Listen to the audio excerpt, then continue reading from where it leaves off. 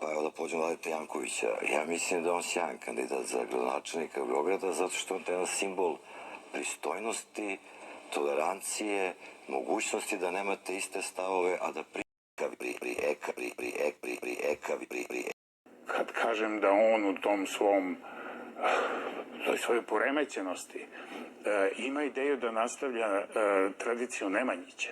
To je, s jedne strane, taj neopisivi kič. To stvarno, ja mislim da bi u Indiji bilo ismejano kao kič, one roze, drvence i one glupače što tamo nešto priča, debela žena koja se brka. Ne možete tako da govorite stvari. Izvinite, vaga.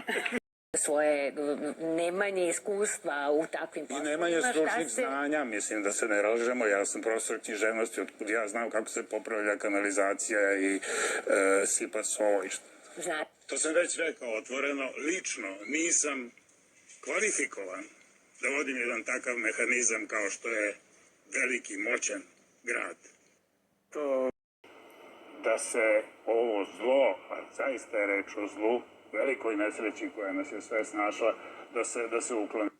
Parom i to je ovako prosto jedna uzrečica i to je tako nesrećno okrenuto i zloupotrebljeno od ove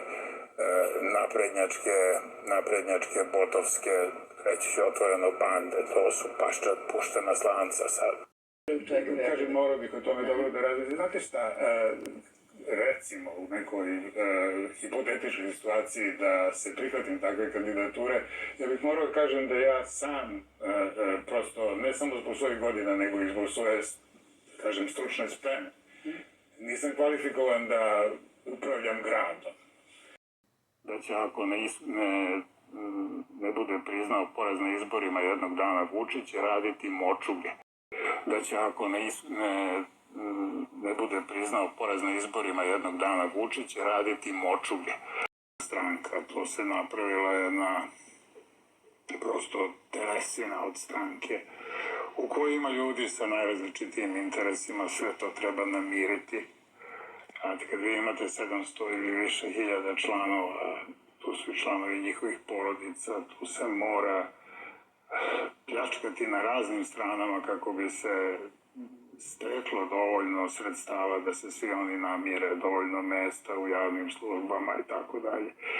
Kad jednog dana kucne čas Vučiću da kad jednog dana kucne čas Vučiću da će to biti od velikog značaja, te unutrašnje netrpeljivosti i problem, ali ja sam za te 4 godine u Londonu imao 2 plućne infarkte. Od stresa ljudi Marinkovom parom i to je ovako prosto jedna uzrečica i to je tako nesrećno okrenuto i zloupotrebljeno od ove naprednjačke, botovske, reći će otvoreno bande, to su paščad puštena slanca sad.